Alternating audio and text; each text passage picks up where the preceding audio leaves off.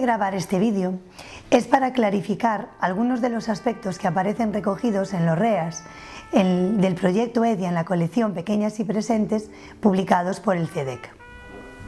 La obra pionera en poner en evidencia las etapas por las que pasan los niños y las niñas en el aprendizaje del sistema de escritura fue Los sistemas de escritura en el desarrollo del niño, publicada por Emilia Ferreiro y Anna Teberoski en 1979. Después de Emilia y de Ana, numerosos autores recogieron sus etapas en posteriores publicaciones, por ejemplo, Miriam Nemirovsky sobre el lenguaje escrito y temas aledaños, o Montserrat von Estevez, Leer y escribir para vivir. Antes de pasar a describir las etapas por las que pasan los niños y las niñas, es importante contextualizar el marco metodológico constructivista. Estas escrituras que vamos a presentar a continuación y las etapas se pueden ver si nosotros dejamos al alumnado que escriba libremente, es decir, que no responda a un proceso ni de dictado ni de copia, y donde permitimos que ellos sean los verdaderos protagonistas de su aprendizaje. El docente es un mediador que interviene para ayudarlos a evolucionar de una etapa o hipótesis a la siguiente.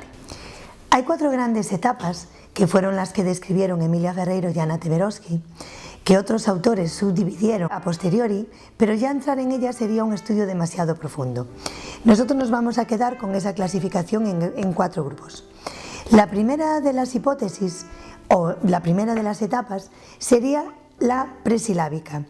Esta se puede subdividir en 2 momentos: escrituras indiferenciadas, donde los niños y niñas no distinguen entre dibujar y escribir, y donde no diferencian grafías de letras de grafías de números. Las escrituras diferenciadas son cuando ya los niños y niñas diferencian lo que sirve para leer de lo que sirve para contar.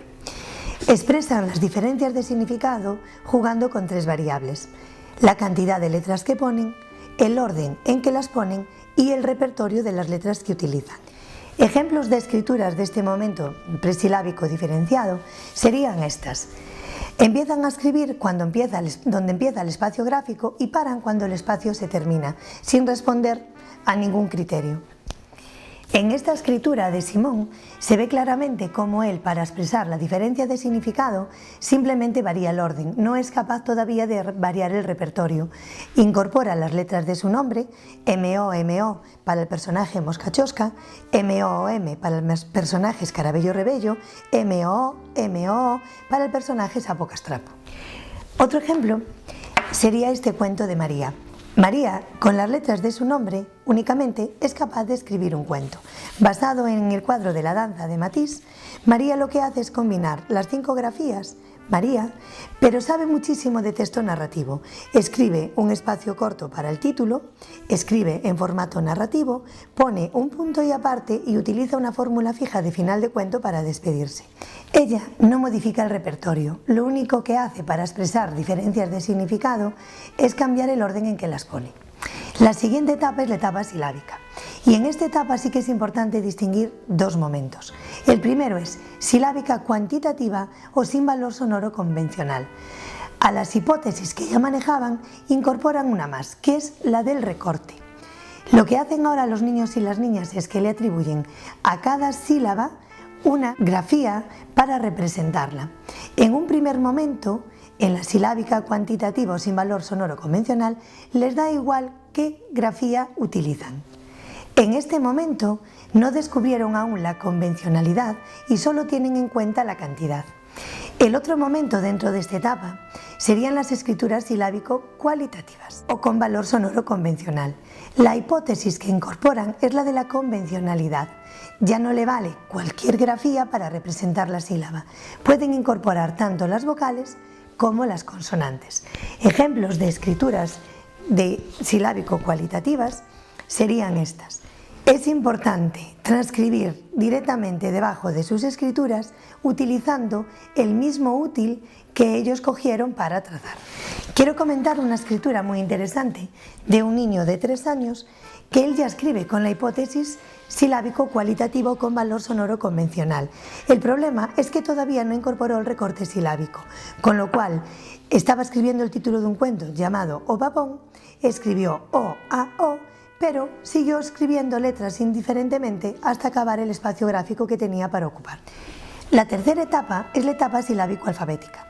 Los niños ya descubren que cada sílaba se puede representar con una vocal y con una consonante. Lo que sucede en muchas ocasiones es que no son capaces de segmentar todos los fragmentos sonoros de la palabra. Ejemplos de escrituras silábico-alfabéticas serían estas. Cuando ya están en esta etapa, se puede retirar la transcripción en donde no es necesario y así los niños y las niñas se van haciendo conscientes de cuánto evolucionaron en el dominio del código del sistema de escritura. A veces suceden cosas como que utilizan una grafía de comodín en una sílaba donde ellos ya no solo quieren poner una, saben que necesitan dos, pero no la dan identificado sonoramente. Cuando el docente le da por válida esa grafía que utilizaron, la repiten sucesivamente cada vez que tienen un problema similar. La última etapa es la etapa alfabética, entendida esta como alfabética pero con problemas ortográficos, separación de palabras, uso de mayúsculas, Bs por Vs, Ks por Cs. No tienen problemas con la comprensión del código, pero todavía tienen que seguir evolucionando lógicamente. Estos serían ejemplos de escrituras alfabéticas. No necesitan transcripción, son perfectamente legibles, pero tienen errores ortográficos. Es muy habitual que en las sílabas que se representan con el nombre de una de las letras, por ejemplo la T, la P, la D, solamente tracen la consonante. Resumiendo, etapa 1, presilábica con dos momentos, indiferenciado y diferenciado. Etapa 2, silábica con dos momentos, silábico convencional o silábico no convencional. Etapa 3, silábico-alfabética y etapa 4, alfabética. A continuación, vamos a presentar unas escrituras de un refrán, Polo San Martiño, Trompo Sao Camiño, donde pasan los niños y niñas que realizaron estas escrituras por todos los momentos que acabamos de presentar en el vídeo, desde no distinguir grafías de letras de grafías de números hasta escribir alfabéticamente con errores ortográficos. La primera escritura es una escritura presilábica indeterminada, donde incluso no rompe el trazo. Escribe la primera parte del refrán haciendo pseudo letras y en la segunda parte vuelve al trazo continuado. La segunda escritura rompe el trazo, es de la misma etapa, pero se ve claramente que no distingue grafías de letras de grafías de números. La tercera escritura, sin parecerlo, es mucho más evolucionada. Es importante fijarse en cómo esta niña traza su nombre, Antía, para ver que la primera parte del refrán la escribe combinando las letras de su nombre. En la segunda parte se cansa y vuelve otra vez a un trazo continuado.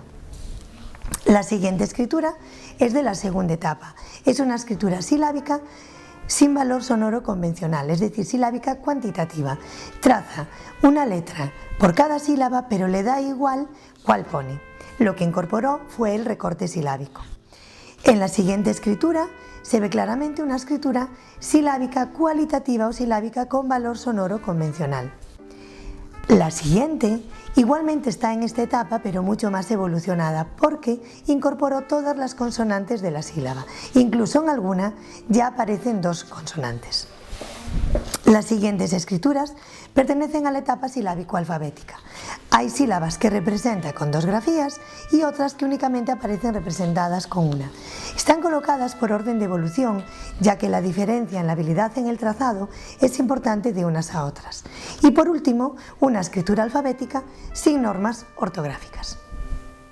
Para cerrar este vídeo, únicamente esperar que sea de utilidad, que os ayude a interpretar las escrituras de vuestro alumnado, que disfrutéis viendo cómo evolucionan de una etapa a la siguiente y solo recordar la necesidad de que estas escrituras tienen que estar contextualizadas en algún texto de uso social. Todas las que presentamos aquí estaban contextualizadas en el trabajo de algún texto, o la escritura de un refrán, o la escritura de los personajes de un cuento, o las respuestas a las preguntas de un proyecto.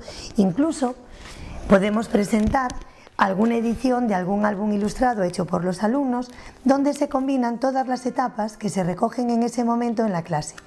Cuando hablamos desde esta concepción, no se habla como escribe como un niño de 3, escribe como un niño de 4, escribe como un niño de 5.